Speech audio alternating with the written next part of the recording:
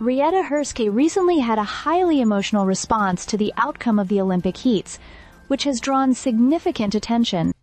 The incident unfolded during the preliminary rounds of the 100-meter hurdles event at the Paris Olympics, where Hurske faced an unexpected and devastating elimination.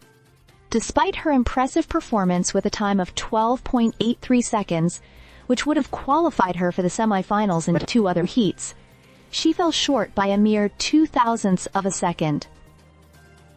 Hurske was in the audience when the final heat concluded, which included her fellow team member, Lotta Harala.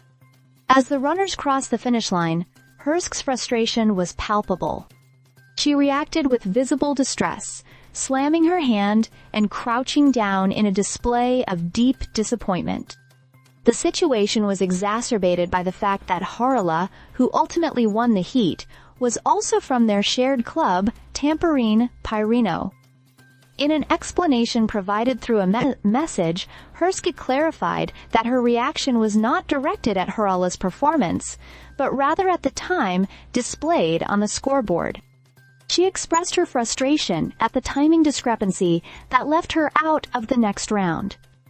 "My reaction was about the time shown on the board, not Lotta's performance," Hurske explained.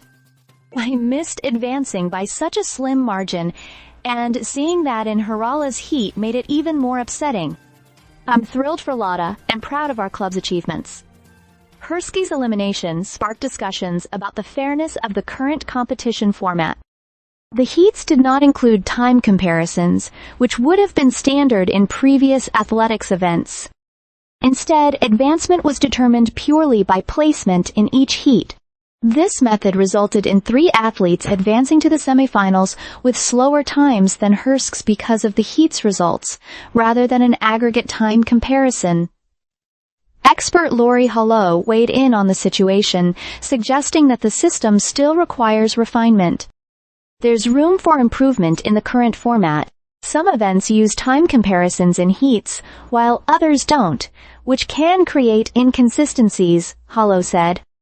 He also noted that varying wind conditions could affect fairness.